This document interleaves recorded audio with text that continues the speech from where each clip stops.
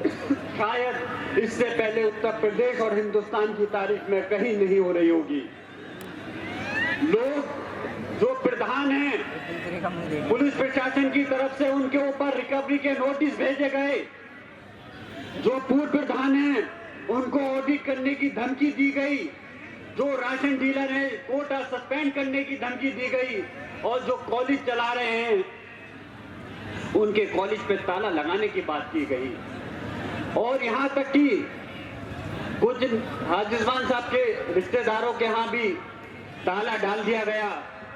मैं पूछना चाहता हूं इस प्रदेश के योगी महाराज जी, जब अगर तुम वाकई में सबके साथ सबके विकास की बात करते हो और तुम्हारे अंदर अगर ताकत है, अगर तुम चाहते हो इस जनता से मुकाबला करने की, तो पुलिस प्रशासन से को इस्तेमाल करने की जगह अकेले चुनाव लड़ करके दिखाओ। इंशाल्लाह बीजेपी की जमानत सख्त हो जाएगी।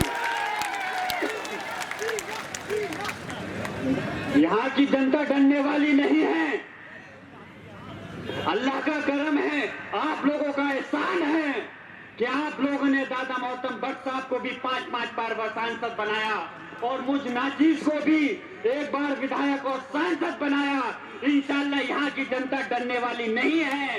कितना भी लाठीचार्ज कर लो, कितनी भी ज्यादती कर लो, माननीय राष्ट्रीय अध्यक्ष, अगर ये जनता अगर वोट बोध तक पहुंच गई तो इंशाल्लाह हमारी सीट ऐतिहासिक वोटों से जीतेगी, कोई रोक नहीं सकता। लेकिन मैं पूछना चाहता हूं योगी जी, हमारे नेता मैं पूछना चाहता हूं कि हमारे नेता माननीय अखिलेश यादव जी किसी एक धन बिरादरी की बात नहीं करते, लेकिन तुम धन के नाम पे बांटने का काम करते हो। और कुंडरकी की सरजमी पर आकर के कि तुम क्यों भूल गए उस नारे को, क्यों तुम्हें सिर्फ समाजवादी पार्टी नजर आई? तुम्हारे दिल के अंदर इतनी दहशत है, इतने डर गए हो, क्योंकि तुम्हें मालूम है 2022 में कुंडरकी विधानसभा जीती थी तो 43,000 वोटों से तुमने एमएलए बनाया था। और जब लोकसभा का चुनाव आया तो अल्लाह के करम से तुमने 57,000 वोटों से कुंडरकी विधानसभा से जिताया। और अगर सही तरह से वोट पड़े तो इंशाल्लाह ये विधानसभा की सीट 50,000 वोटों से समाजवादी पार्टी की जीत करके माननीय अखिलेश यादव जी के झोली में जाएगी।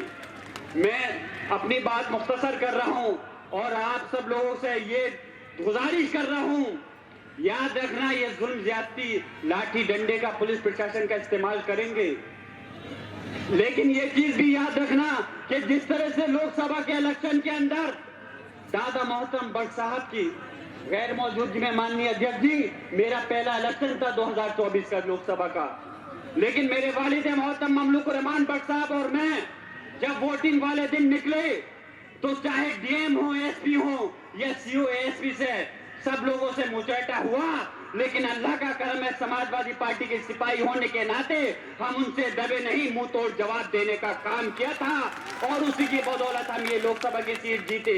ऐसा नहीं है कि सिर्फ मैं और मेरे वालिद मोहतरम ने मेहनत की, और भी सब पार्टी के नेताओं और खासतौर से कार्यकर्ताओं का आपकी जो कुर्बानी है उसको मैं नहीं भूल सकता।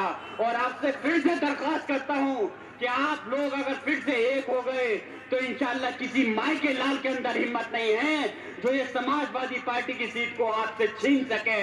और आने वाला वक्त ये होगा, बस मैं ये दरख्वास्त कर रहा हूं, मैं मान सकता हूं ये कि कोई भी ये चुनाव अगर लोकसभा विधानसभा का है, सरकार बदलने का भले ही चुनाव नहीं है, लेकिन ये चुनाव सिर्फ समाजवादी पार्टी और बीजेपी के बीच में है, उन भारतीय जनता पार्टी और आरएसएस से नहीं, बल्कि पुलिस प्रशासन और सरकार से चुनाव है। और इंशाल्लाह तुम्हें अपनी ताकत का एहसास कराना है कि तुम अपनी एक एक वोट देकर समाजवादी को जिताओगे। मुझे मालूम है कि यहाँ के लोगों की नाराजगी कुछ किसी की हाजी रिजवान साहब से हो सकती है, किसी की जियाउर रहमान भट्ट से हो सकती है, किसी नेता से हो सकती है, लेकिन आपकी नाराजगी किसी माननीय अखिलेश यादव जी से नहीं है, आपकी नाराजगी समाजवादी पार्टी से नहीं है। आपको ये हलफ लेना है कि जुल्म और डंडे की टक्कर पर और बटन दबेगा साइकिल पर और इंशाल्लाह इस ऐतिहासिक वोटों से जिता करके कामयाब करना है। मैं अपनी बात खत्म करते हुए की जा रही